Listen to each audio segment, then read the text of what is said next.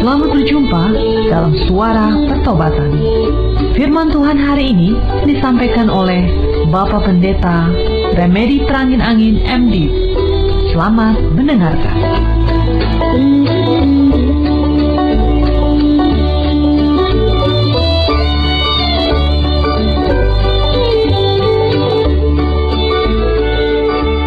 Terima kasih Tuhan Yesus, kami sudah dipersatukan kembali dalam persekutuan lewat udara. Kehadiran-Mu dalam Roh-Mu yang kudus membuat si iblis tidak berdaya sama sekali untuk mengganggu konsentrasi kami. Kami semuanya diberkati oleh firman-Mu. Khususnya hari ini kami rindu mendapatkan pencerahan tentang pemenuhan kebutuhan kami, baik kebutuhan jasmani, kebutuhan jiwa, dan kebutuhan rohani kami. Terpujilah nama-Mu dari kekal sampai kekal. Haleluya, haleluya, amin. Shalom, senang sekali bertemu saudara hari ini dimanapun sedang berada, apakah di rumah, apakah sedang berkendara, apakah sedang berada di tempat kerja, sedang melakukan kegiatan tertentu, atau sedang dirawat di rumah sakit. Harapan saya, siaran ini menjadi teman di kala kesepian, memberi pengharapan di saat berputus asa, memberi penghiburan di saat berduka, memberi kekuatan di saat lemah, memberikan terang pada saat kehidupan terasa gelap. Firman Tuhan menguatkan, menghibur, memberkati, memulihkan hidup kita. Renungan kita pada hari ini diambil dari Mazmur 23. Saya akan sampaikan dalam kidung pujian. Tuhan adalah gembalaku, takkan kekurangan aku. Dia membaringkan aku di padang yang berumput hijau. Dia membimbingku ke air yang tenang. Dia menyegarkan jiwaku. Dia menuntunku di jalan yang benar, oleh karena nama-Nya. Sekalipun aku berjalan dalam lembah kegelapan,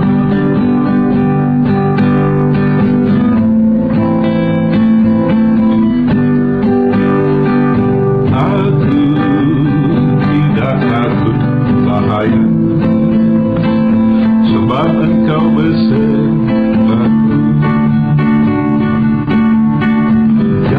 Gadamu dan tongkatmu, itulah yang menghibur aku.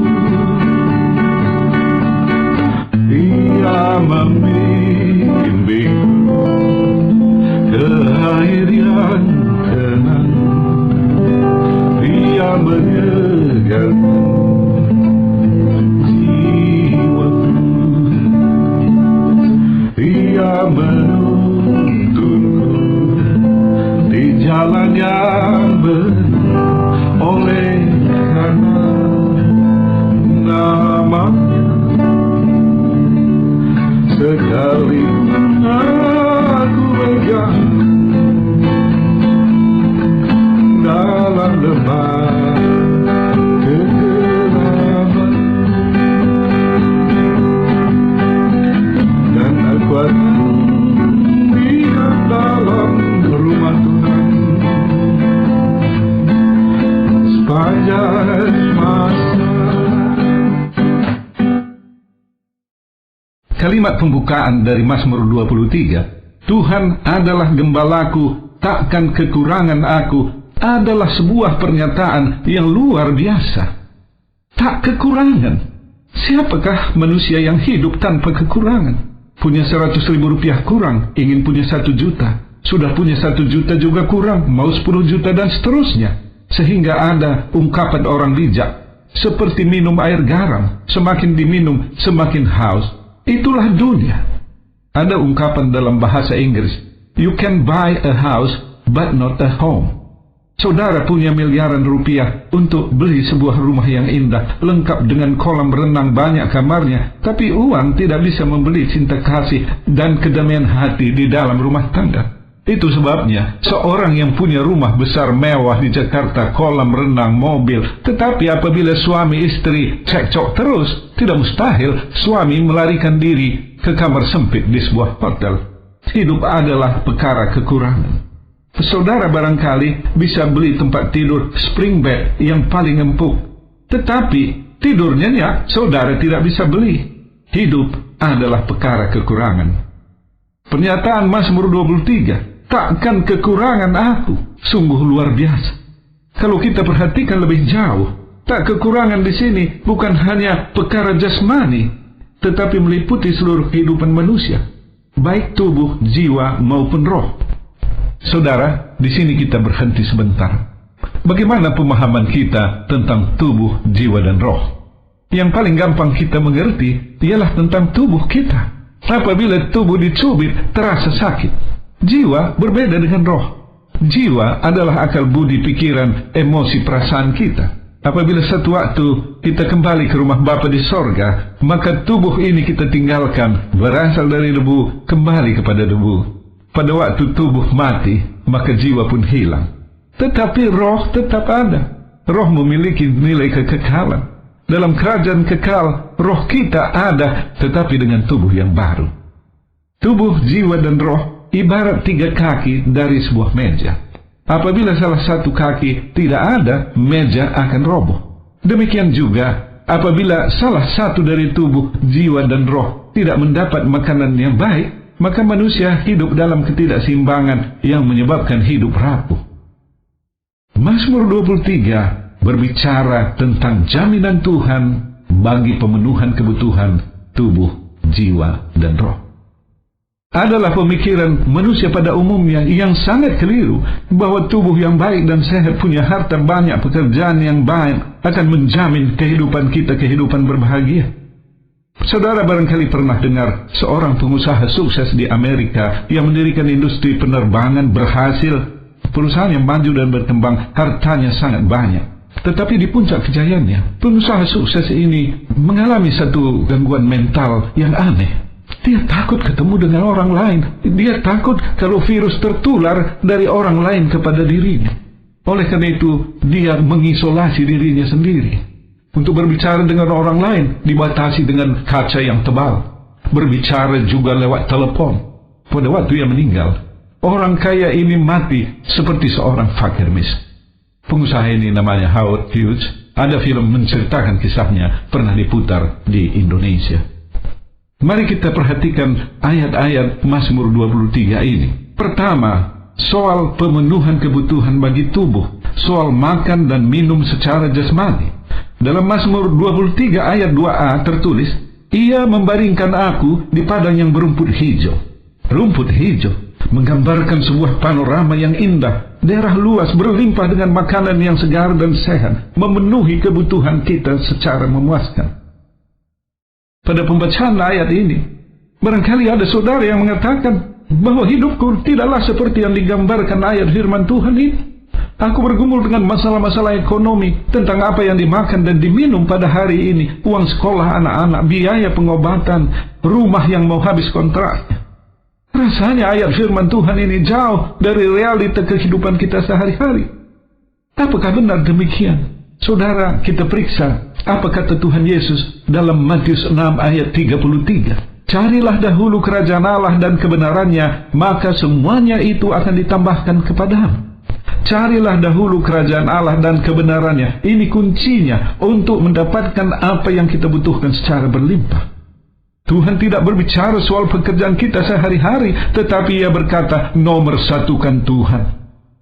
Dalam Mazmur 127 tertulis, Ia memberikannya kepada yang dicintainya pada waktu tidur, bukan pada waktu Ia sedang bekerja. kerja seharian dan semalaman, walaupun kita tambah jam kerja, walau kita berusaha lebih keras, tidak menjamin ada berkat yang cukup. Mazmur 23 menjelaskan, Tuhan menyediakan makanan yang berlimpah. Mari kita nikmati. Ada amin, saudara? Puji Tuhan, puji Tuhan.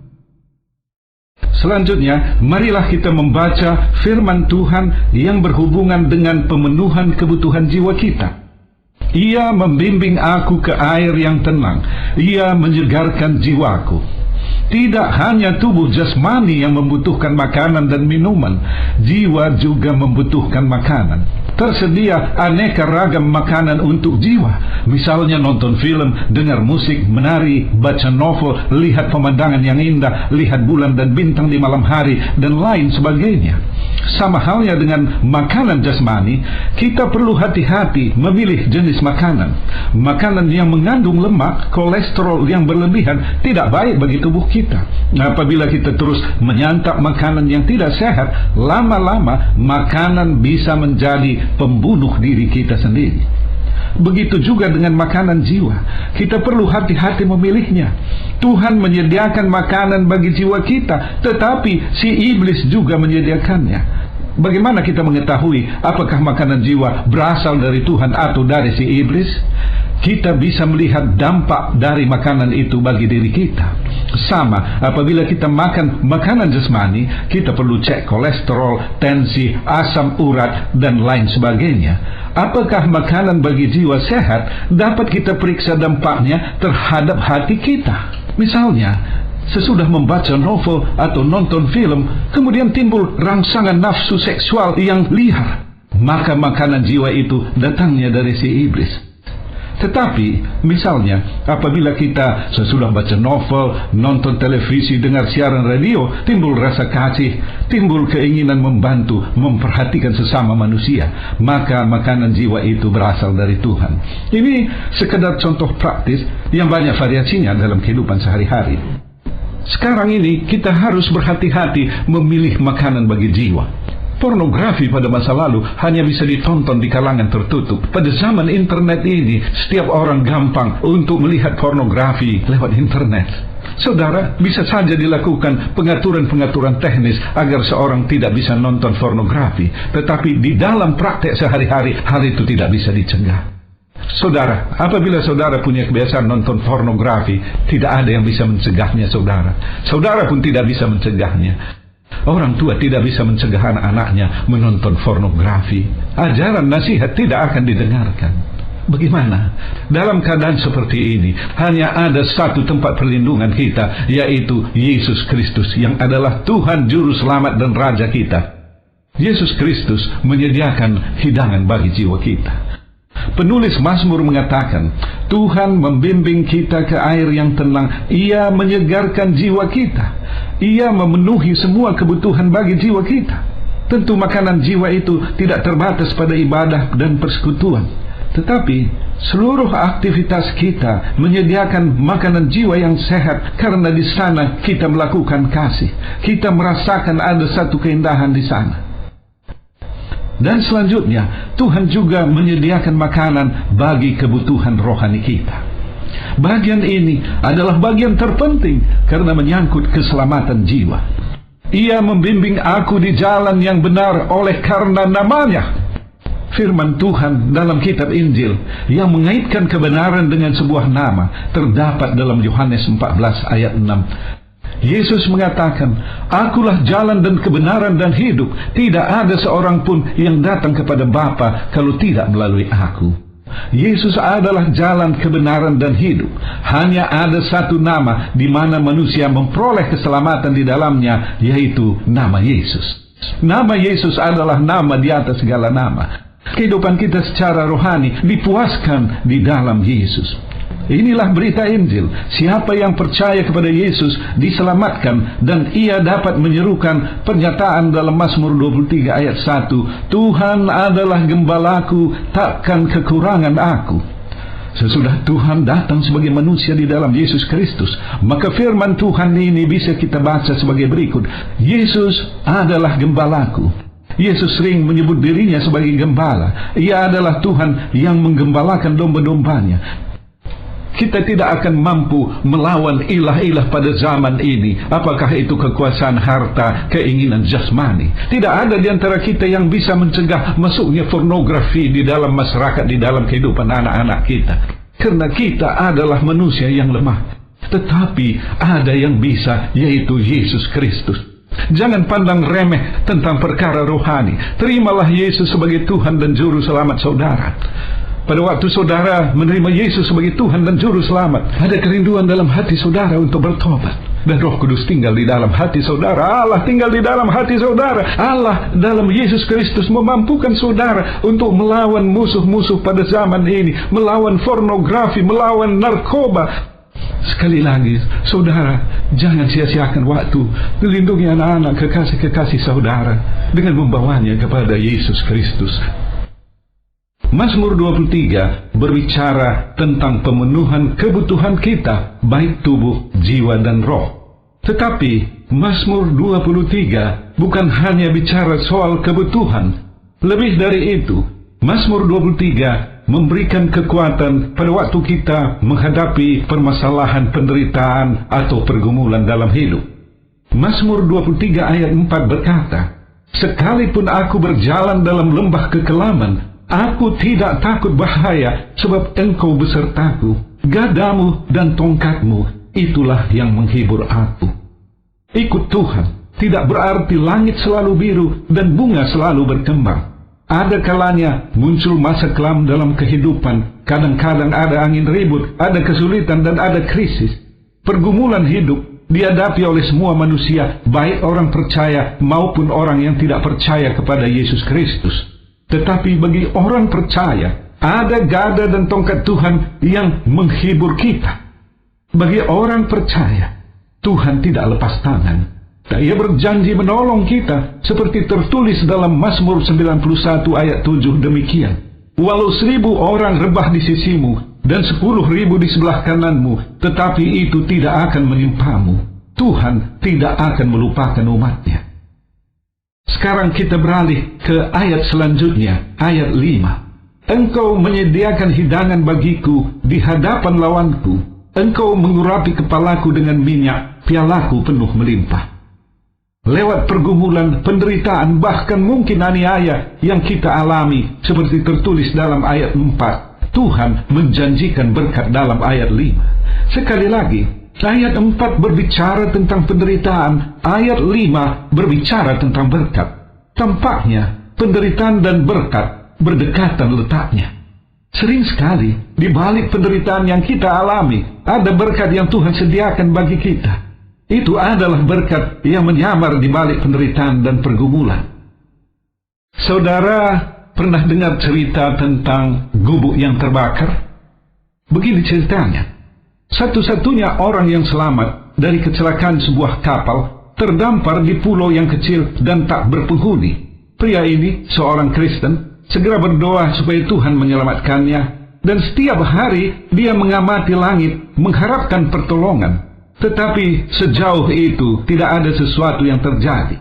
Dengan berletih lelah, akhirnya dia berhasil membangun gubuk kecil dari kayu apung untuk melindungi dirinya dari cuaca, dari hujan, dan dari terik matahari, serta menyimpan beberapa barang yang masih dia punyai.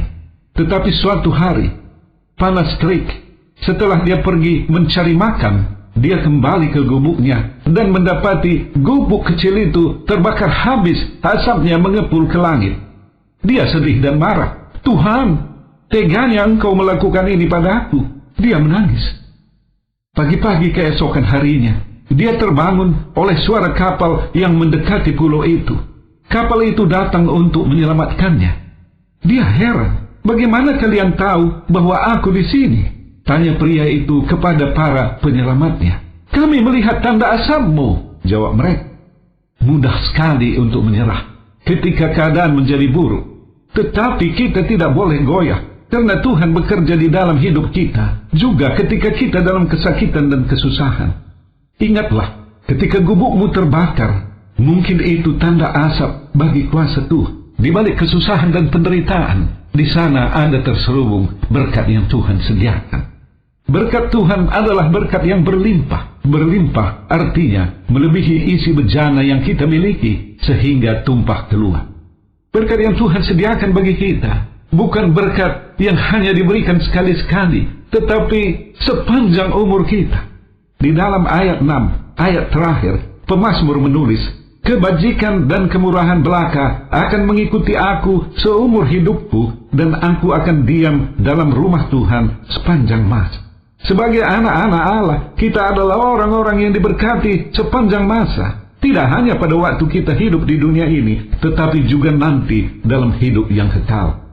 Firman Tuhan dalam 1 Petrus 3 ayat 9 menyatakan bahwa kita dipanggil untuk memperoleh berkat. Berkat itulah yang mengiring kita sepanjang perjalanan kehidupan ini. Tuhan Yesus memberkati saudara dengan limpah. Tuhan adalah gembalaku, akan kekurangan aku. Dia memberikan aku. Terima kasih Tuhan Yesus, kami sudah mendengarkan renungan berdasarkan firman-Mu.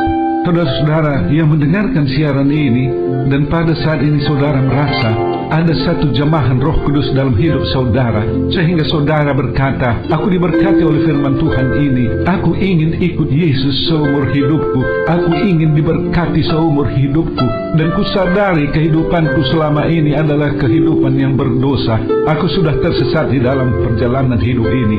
Saya mengajak saudara untuk bersama kita mengucapkan sebuah doa sederhana.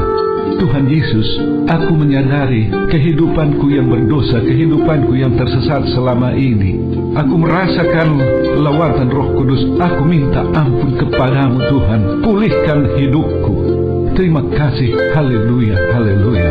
Amin. Bagi saudara yang saat ini sedang terbaring, apakah di rumah atau di rumah sakit, saya ingin berdoa untuk saudara.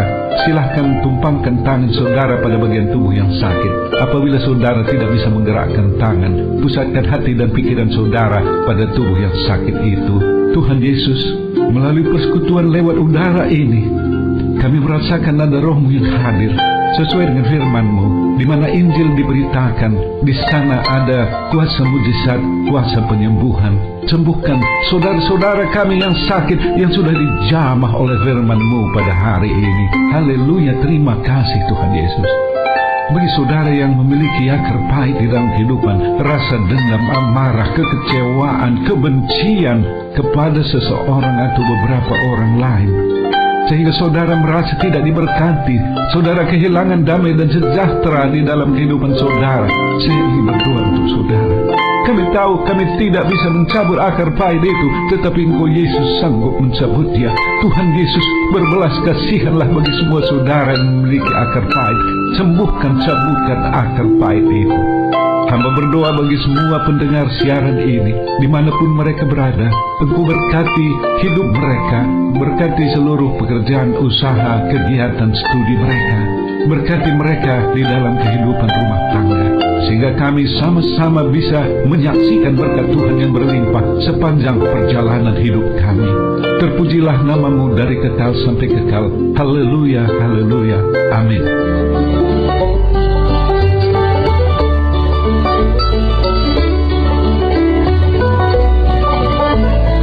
Kita sudah mendengarkan firman Tuhan yang disampaikan oleh Bapak Pendeta Remedi Prangin Angin MD. Pendengar dapat mengirimkan pokok-pokok doa kepada Suara Pertobatan, alamat email suarapertobatan@gmail.com, suarapertobatan@gmail.com, SMS atau telepon di pesawat 021 7005 8400, 021 7005 8400. Sampai jumpa pekan depan pada hari dan jam yang sama. Tuhan Yesus memberkati.